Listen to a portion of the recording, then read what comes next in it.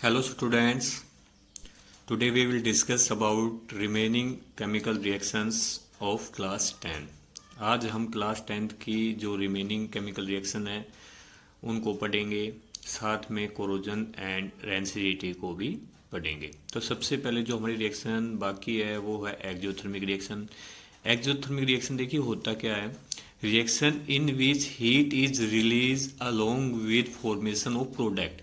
कोई भी ऐसी रिएक्शन जिसमें प्रोडक्ट के फॉर्मेशन के साथ अगर हीट रिलीज हो रही है, अगर हीट यहाँ से रिलीज हो रही है तो आप उसको एक्जोथर्मिक रिएक्शन बोलोगे। इसको याद करने का तरीका होता है एक्जो मीन्स एग्जिट। एग्जिट क्या हो रही है, हीट आपकी एग्जिट हो रही है। तो इसका एग्जाम्पल हो जाएगा हमारा बर्निंग ऑफ नेचुरल गैस। जैसे ही आप नेचुरल गैस को बर्न करते हैं तो CO2 गैस का फॉर्मेशन होता है, प्लस में वाटर वेपर का फॉर्मेशन होता है, प्लस में हीट वहाँ से आपको मिलती है। CH4 को हम मीथेन बोलते हैं। इसकी नेक्स्ट जो हमारी केमिकल रिएक्शन है वो है एंडोथर्मिक। एंडोथर्मिक रिएक्शन देखिए, एक्जोथर्मिक रिएक्शन के अंदर जो हीट है वो रिलीज हो रही है और एंडोथर्मिक रिएक्शन के अंदर जो हीट है वो इंटर हो रही है। आप इंटर बोल सकते हो या एब्जॉर्ब बोल सकते हो। तो जो हीट इसके अंदर जो रिक्वायर होती है, रिक्वायर्स जो energy in form of heat, light and electricity. इस रिएक्शन को कंप्लीट करने के लिए जो हमें हीट की रिक्वायरमेंट होती है वो होती है हीट हो, लाइट हो या इलेक्ट्रिसिटी हो।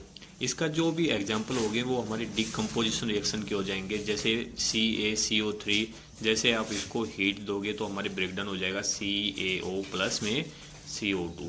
तो जितने भी हमारे जो एग्जांपल है डिकम्पोजिशन रिएक्शन के वो हमारे एंडोथर्मिक रिएक्शन के अंदर आ जाएंगे। तो ये हमारी रिमेनिंग केमिकल इक्वेशन थी, exothermic reaction and endothermic reactions. Next जो हमारे काफ़ी इंपॉर्टेंट टॉपिक है वो है corrosion.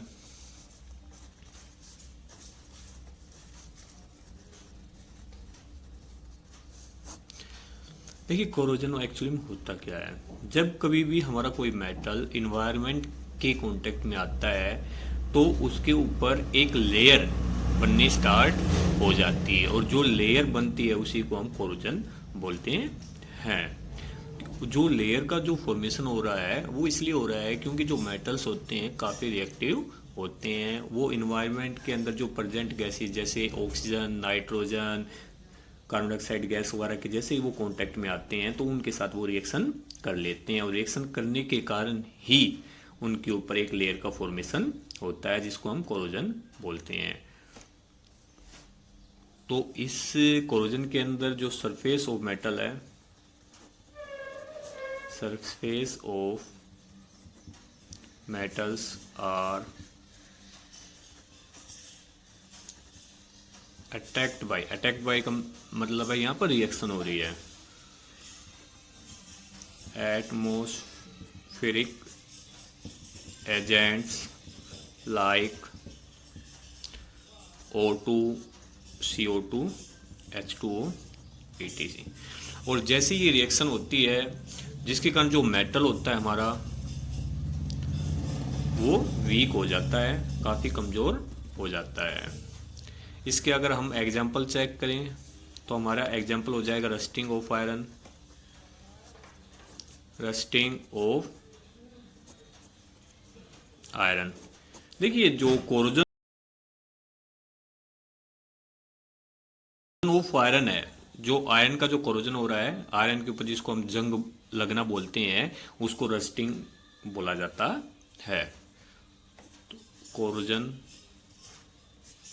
Of iron is called rusting. और अगर एग्जांपल लेने चाहो तो आप सिल्वर का ले सकते हो। जो सिल्वर के जो भी आर्टिकल होते हैं जैसे इन्वायरमेंट के कांटेक्ट में आते हैं तो वो वीक हो जाते हैं।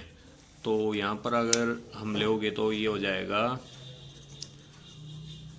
Silver articles become black.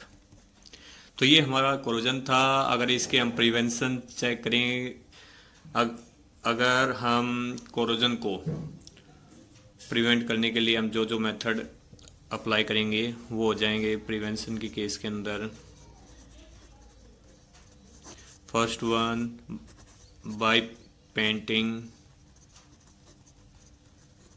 जैसे ही हम मेटल के ऊपर पेंट करते हैं तो मेटल और इन्वायरमेंट के बीच में एक पेंट की एक लेयर आ जाती है जो मेटल को इन्वायरमेंट के कांटेक्ट के अंदर आने से रोकती है, तो जिससे हमारा कोरोजन होगा नहीं। Second by applying grease. आप ग्रीस लगाकर भी कोरोजन को होने से बचा सकते हो। Third by galvanisation.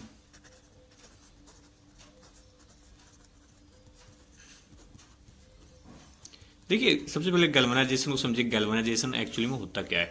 गैल्वनाइजेशन एक केमिकल प्रोसेस होता है जिसके अंदर एक ज़्यादा रिएक्टिव मेटल के ऊपर एक कम रिएक्टिव मेटल की एक लेयर हम चढ़ा देते हैं जिसको हम प्रोटेक्टिव लेयर बोलते हैं। देखिए जो कम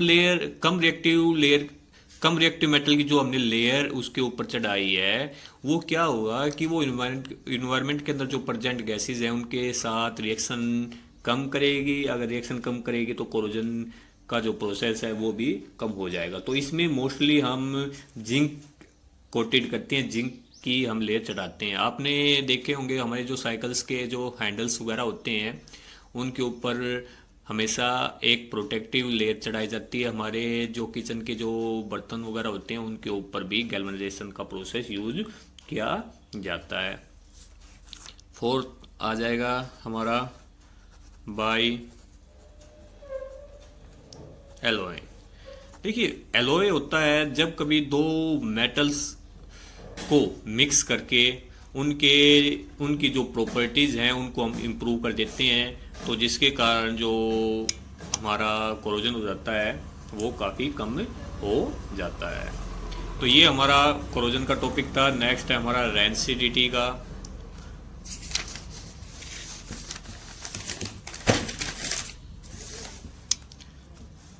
नेक्स्ट टॉपिक हमारा रेंसिडिटी। देखिए रेंसिडिटी एक्चुअली में क्या होता है, आपने देखा होगा कई बार हमारा जो खाना बच जाता है, फूड वगैरह हमारा जो बच जाता है, अगर उसको आप ऐसे ही खुले में छोड़ देते हो तो उसमें से स्मेल आनी स्टार्ट हो जाती है, वो हमारा ख़राब हो जाता है। और वो ख़राब किस लिए होता है, क्योंकि जो हमारा जो फूड वगैरह होते हैं उसके अंदर जो ऑयल और जो फैट्स प्रेजेंट होती हैं वो जैसे ही इन्वायरमेंट के अंदर ऑक्सीजन है उसके कांटेक्ट में आती हैं तो वो ऑक्सीडाइज हो जाती हैं, ऑक्सीडेशन वहाँ पर स्टार्ट हो जाता है और जिसके कारण उसका जो टेस्ट और जो स्मेल है और जो कलर है वो चेंज हो जाते हैं और इसी प्रोसेस को हम रेंसिडिटी बोलते हैं। तो आप बोल सकते हो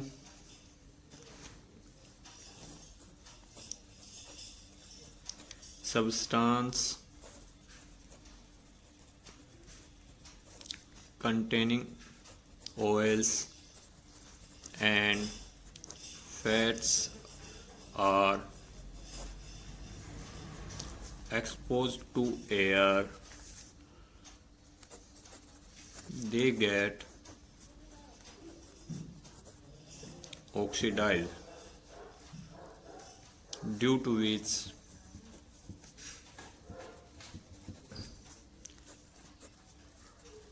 their smell, taste and color change.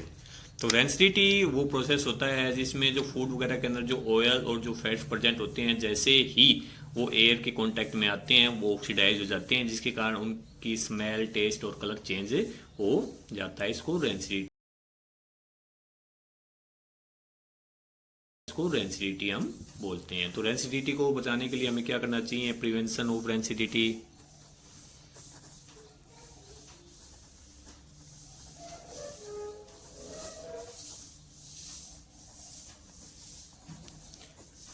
Rancidity को बचाने के लिए सबसे पहला जो हमारे पास कोई भी जो फूड वगैरह है उसको एयर टाइट कंटेनर के अंदर अगर हमें स्टोर करना चाहिए। Storing food in air tight containers के अंदर इनको हमें स्टोर करना चाहिए। सेकेंड, कोई भी जो फूड वगैरह है उसको हम रेफ्रिजरेटर के अंदर स्टोर कर सकते हैं। Refrigerating food. थर्ड, जो देखिए रेंसिडिटी के अंदर मेन जो इसका रीज़न है वो है जो हमारा फूड होता है ऑक्सीजन के कांटेक्ट में आता है। अगर हम ऑक्सीजन की जगह कोई और दूसरी अनरिएक्टिव गैस रख दें तो क्या रेंसिडिटी होगा? नहीं होगा ना। इसका एग्जांपल आ जाता है जो हमारे चिप्स वगैरह के जो पैकेट आते हैं उसके अंदर जो गैस होती है वो नाइट्रोजन गैस होती है, और नाइट्रोजन गैस चिप्स वगैरह को एयर के कांटेक्ट में आने से बचाती है, रिप्लेसिंग ऑक्सीजन आ जाएगा।